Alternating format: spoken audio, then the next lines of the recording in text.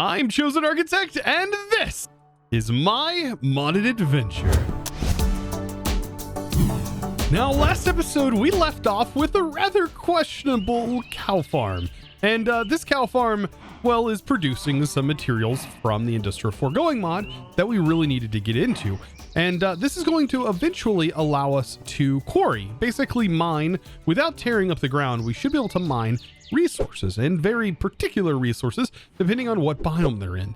Now, in order to really get this going, outside of all of the stuff we have going behind us, we're going to need power. And I mean a lot of power. So yes, today we're going to be diving headfirst into the power mod. To get started with the power mod, well, we're going to need a lot of that charcoal that we ended up producing over here, which is very nice. So now we have all of this charcoal that we can use. We also need quite a bit of iron.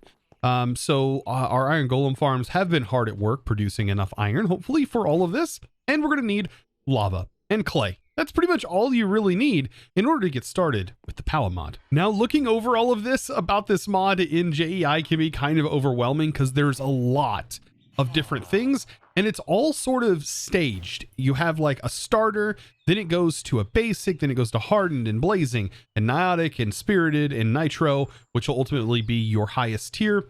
And of course, starting off on the starter is going to be very low, at least when we go to power generation methods. This I'm looking at is a energy cell. It's basically a storage method to store power. But there are ways to generate power. You do have solar panels that you can use, and they did generate at different rates. For example, the starter one is going to generate at 20 FE per tick, then 60 FE per tick on the basic, and 100 and so on and so forth as you continue to progress up in tiers. But it's going to cost more material as I start to progress up in tier. Now, what I ultimately want to do is use magmators, basically taking our infinite lava that we have, and I want to turn that into infinite power. Of course, that's what everybody loves to do. That's what I love to do. And having some sort of way of expanding on that is going to be great. Now, this isn't just like free, right? Because we have to craft all of these things. And it does have a little bit of a crafting progression. So a lot of the things I'm going to need are these dielectric casings. These all require these dielectric rods and all of the dielectric paste. Tons of this stuff. And as you see right here, this is going to require lava buckets. And so that's the one thing that is going to be very manual for right now. But this process could be made a lot easier if you just simply had some sort of method of auto crafting. AKA if refined storage was set up by this point. We will eventually get there, but for right now, I'm going to be doing a lot of this manually. So power, and then I'm just going to be crafting a bit of this dielectric paste, and I've got to go back and forth for now and just get this crafted up. So I kind of want to skip over as quick as I can over the sort of starter materials. And the way that we do that and we start to make these higher tier materials is that we're going to need this thing called an energizing orb. Now, we are going to need to send power to this, so we need some sort of power source. But to send power to it, we need these rods, these energizing rods as well. I think we can just immediately skip the starting tier and go straight to the basic tier. No, actually we cannot. We have to make at least the basic tier. And these do require these capacitors, and they can be kind of expensive. These are requiring tiny, and we can get away with, I think, just using one for now. So quartz, and then I will craft this up. So it's a lot of crafting into this mod, but it will pay off. Now for our starting power, let's go ahead and make just the basic furnator for now. That way we can just go ahead and pipe immediately to this lava. So let's go ahead and give this a try. So it didn't take too much to set this up. I have a magmator now. And so we can go ahead and get some power from this. And I'm going to get that power from this ender tank. And I'm just going to place the ender tank back here like so. And on its side, because I think it is side specific. I don't think you can pull from the sides that have the colors. And I'm going to use a conduit. So regular conduit. And we do need to specify this and make sure this is always active. And that should send this into the insert. And now you see lava going in. Perfect. That's exactly what we want. And it's starting to build up power based on the lava that we're providing it. And then I'm going to use some energy cables. These are also from Power. And I'm just going to set a couple right here. And right on that node, I'm going to place down a basic rod. So right here's the rod, and then I'm going to place down a hopper. And the hopper just allows me to sort of automate this here in a moment. But I'm going to place an energized orb right on top, and perfect. We have just about everything we need in order to start producing the higher end materials. Now, I think for now, it will be pretty easy for me to go ahead and just craft our energized material by hand. But keep in mind to do this, if you place one of these in, and the recipe, for example, let me go ahead and show what we're going to be working on. I'm going to be making this energized steel, and this is done inside of this energizing section. And notice it does require exactly 1 iron and 1 gold. But this is what can happen. You can accidentally, if you were sending a hopper to it, it would just go ahead and start dumping iron in. And then if we have iron and that in there, it doesn't match the recipe, and so it's not valid. So you do have to make sure that exactly this and this is together before the laser starts to produce the material. And yes, this is how we can do this. And I think we can also do this in block form. So is there a recipe for block form? I guess it's not defaulted a recipe for block form. That'd be really nice if there was, where you just put a single block in. But by default, bam, we have it done. And we just need to start producing this over time. You could simply automate this with just a little bit of redstone, or you can use something like modular routers, which I will definitely be getting into those methods later on when we dive deeper into mods such as refined storage and others, or applied energistics, depending on what we sort of choose at that point.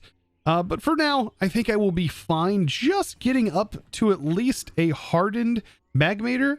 I think getting a couple of those made would be plenty of power to sort of help us get going. Now, with all of this being made, there's a couple of other things that we want to start putting together.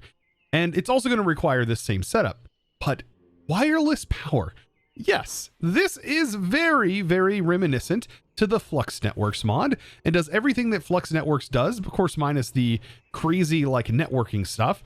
But it does have channels, and it does support wireless power, which is very cool. Now, in order to get this Ender stuff, the things that we are going to need are going to be eyes of Ender, dielectric casings, and then the tiny thing here, the little tiny capacitors. And this just needs to be put together. And this is going to create a Ender cell, I think, from power. But all of this is needed. So we basically, to get the wireless power, we need an Ender cell. And the Ender cell needs an energy cell inside of it in order to provide its storage. And that can be increased with more and more of these cells. And then we're going to end up using the Ender gates in order to have access to that. Basically, they'll be linked together, and these are how we're going to do wireless power. We'll just make more Ender gates for more things that need power. Now, these Ender cores are what we're currently working on, and they do require 50,000 FE, which does take a little bit of time, or RF. And yes, I'm going to make 4 of them for now, but I'm probably going to need more of them as we move along. So just like that, I just a tiny little bit of time of crafting, and now I should have just about everything I need. I think just a little bit more of that energized steel, and then I am able to pretty much produce way more power than I'm currently producing here. So I can even take this, and let's go ahead and put down that new hardened version.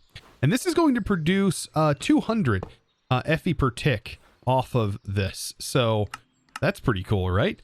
200 now compared to what it was. And then we have ourselves the energy cell and hardened cell. And then a couple of Ender gates. Now, it doesn't really matter what gates you use. You just got to keep in mind the input and output rate. And by default, the basic starter ones support up to 500, of course, per node. So you can connect this to a machine, and if it has power to give, it'll send up to 500 FE per tick. And if you want to send that power to something, it can send up to 500.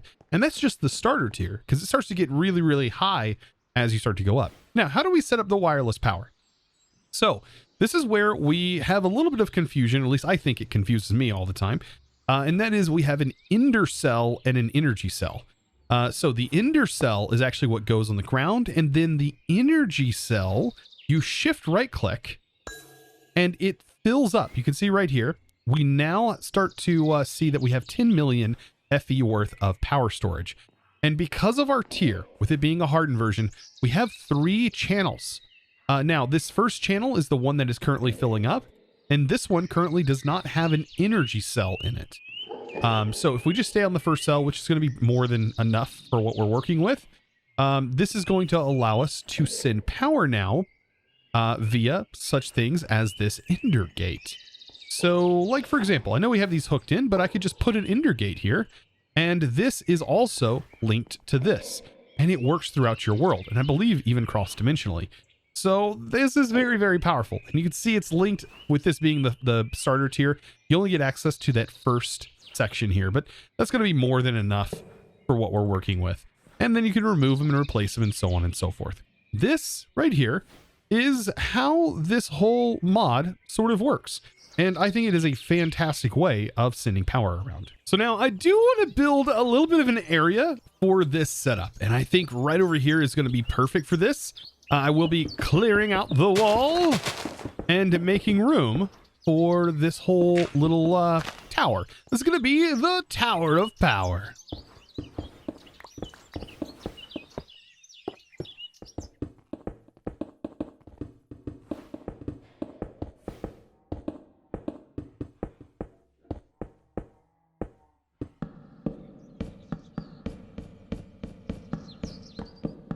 So after a teensy little bit of building, we have this now extended power tower, and this is where I'm going to implement my power stuff. So the conduits, we'll just simply place some pressurized conduits here, and then I have to reset this back up. I'm hoping eventually we'll get some filters for Ender IO conduits. Hopefully that'll be coming before long. But there we go. Just switch this over. This is the typical method. You can see right here, apparently you can lock the fluids. That's nifty, but I'm still hoping for like item filtering through these conduits. Now we do have access to laser IO in this pack. And so laser IO would be a way that you could filter fluids and all kinds of other stuff. But for right now, we have all of our materials working, and let's go ahead and get this ender cell sort of set up. I'm thinking we can go ahead and place the ender cell really anywhere. This really doesn't matter too much. But we do need to pull power from these right here, from these hardened generators. And we can do that by placing these on here. And then to transfer the power into this, we can do this. And now you're going to notice power is being transferred. Now this is producing over the 500 that this can handle. So this one node is definitely not enough to keep up with the total of 600 that this is producing. But this still should be more than fine for right now until we can get some upgrades going. So now with a little bit more power production, I'm feeling a lot more comfortable in getting into the actual quarry from the Industrial Foregoing mod. Now for all of these machines, I can just simply place a ender gate on them. And as you see, they're fully powered. I now have this back up and running, fully powered and ready to go. And that will get a ton more of these tiny dry rubbers that we're going to need in order to make more plastic for all of our other endeavors. So in reality, I don't really need any of these pitiful generators anymore, as we are generating a significant amount of power just from our lava generators. So now ultimately the goal is to hopefully get a way to generate ore set up. It's not going to generate them very fast at first, but should definitely generate over time. Now the way to do this is I'm going to need an ore laser base from Industrial Foregoing. And then I'm going to need at least 4 laser drills in order to get started. Now, you can have more than 1 laser or more than 4 laser drills later on, and that's something we'll work on as we go, but just getting 4 is going to be hard enough as it is, considering how many diamonds I'm actually going to need for this project. Now, I'm also going to need quite a bit of gold. Now, for each one of these laser drills, which we're going to need 4 of, you see we're going to need 3 gears worth of gold in total. Just for this segment. So that's going to be quite a bit of gold. Hopefully I should be able to come up with that. And then we're also going to need quite a bit of diamond, right? So for each of these laser drills, so 4, we're going to need 4 diamond gears. And then for the drill itself, we're going to need 2 diamond gears and another diamond gear here. But notice we're also going to need netherite scrap. So all of this is going to be quite challenging, but I think the hardest part is getting netherite scrap. But I think I have quite of a spell for helping us solve this problem. Now, if I'm going to use this spell, which is going to be quite significant, I am going to try and make something a little bit different. Oh, also, this is a great time to show off some other spells that I can do. So I did go ahead and I went ahead and crafted as many of these as I had the materials to craft. And so I've got most of these things unlocked. Of course, this, I believe, helps with your overall mana regen and also your mana amount, because it does seem like I can now use my spells more effectively. But let's go ahead and create a smelt spell. So this will be touch, and then we'll do smelt and sensitive to make sure that we detect specifically the items. And then we can AoE to increase the amount. So smelt a runo. Runo. There we go. So smelt a runo. I think that'll work just fine. And we should be able to just simply smelt these, I think, right? And look at that. So instead of just tossing them in a furnace, I can just smelt them directly in the world. Very amazing spell from ours. It just, there's even more things, of course, that make this even better, but this is just one of them. Now, what am I using this material right here for? Well, this is actually from Forbidden Arcanus, and I want to use this to make the obsidian skull. And having this obsidian skull on me is pretty darn cool. This basically allows us to be protected from fire damage for a little bit. However, it's going to be something that we have to keep in our inventory for this effect to work. So before I get to making this spell that's going to be super helpful to us, the hardest part is getting down to the appropriate level in the nether. Usually it's around Y level 15. So now that I've made it down to about Y level 15, let's work on this spell. So this spell is going to be quite explosive. So if we open up our book, find a slot, I have it already named to boom, we can go ahead and set this up. So I think what I'm going to do, just to get some range from this so I don't hurt myself, is set it to projectile and then explosion. And now what we can do with explosion is expand the AoE. Notice how much it's going to cost. We're going to solve that hopefully here in a moment. But we can make these quite explosive, to say the least. Now, we are going to be picking up quite a bit of items, so make sure my magnet is turned on for this. And then I also want to make sure I have a void set up that is voiding just netherrack. So anytime we pick up any of the material, which I do want going directly in my backpack, it should void that material. Perfect. So we should see that working just like that. Nice. So we now have all of that ready to go, and we're just about ready to use this. However, potion of mana regeneration is going to be my best friend here, and I just found these in loot chests. So let's see how much damage this does. And nothing. So it seems like. But this is where things get quite ridiculous. And hopefully this will allow us to find netherite much quicker. And we can light these areas up. That was a lot larger of an explosion than I was expecting, to be fair. So, yeah, I was not expecting it to be that much. I might need to lower it just a bit.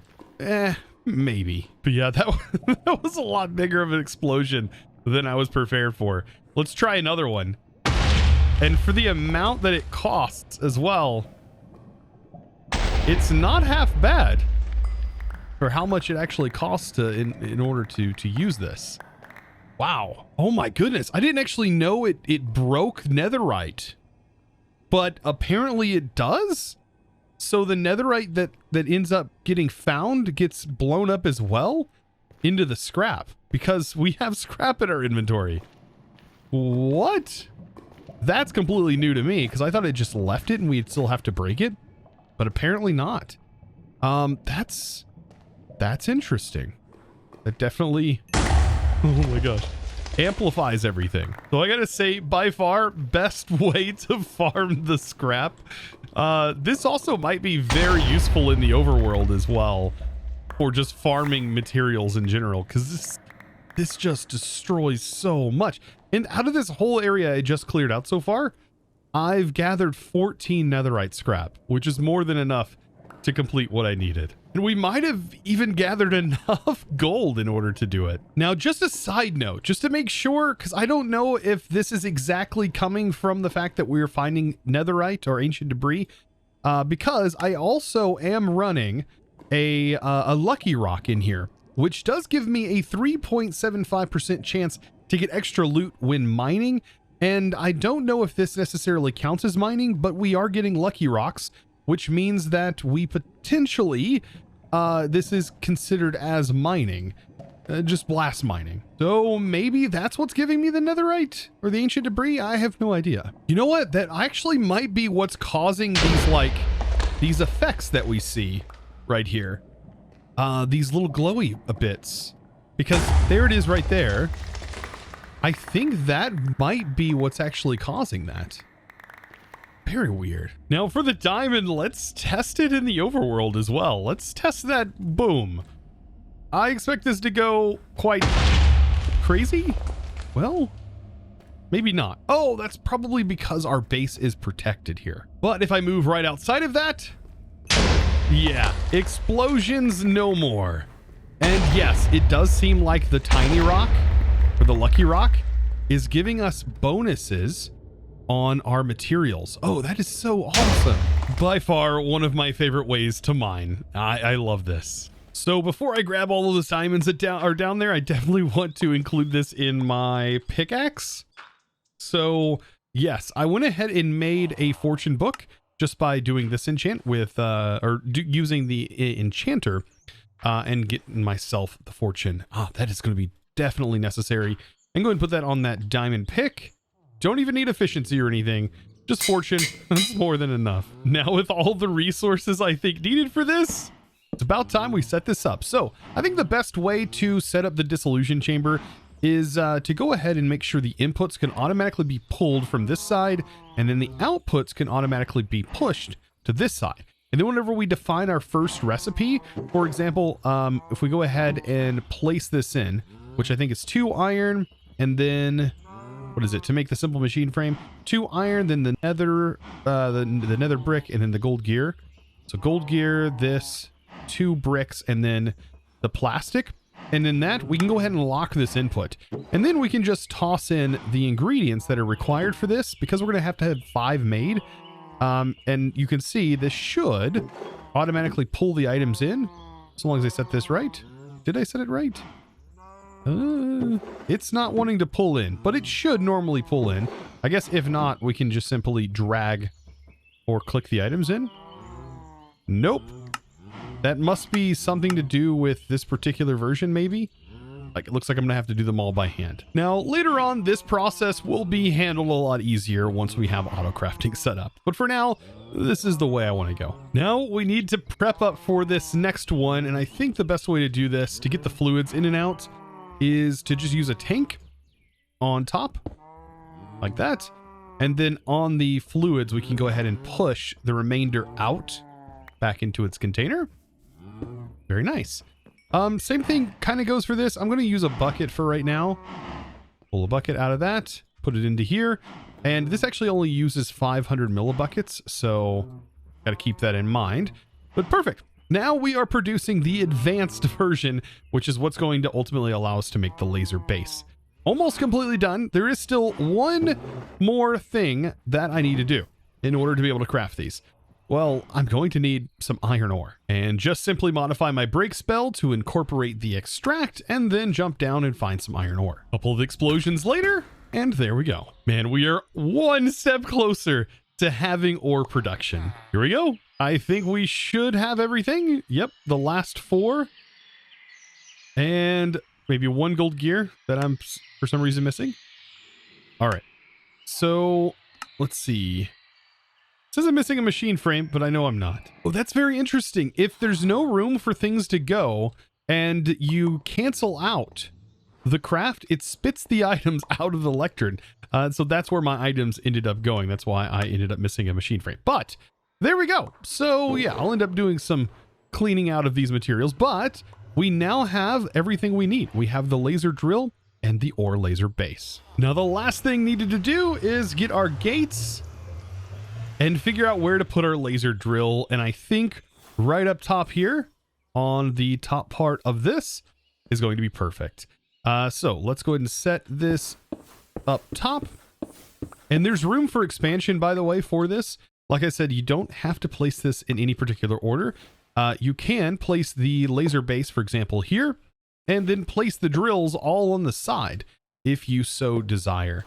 But yes, just make sure that you have, I think, at least 4 to start.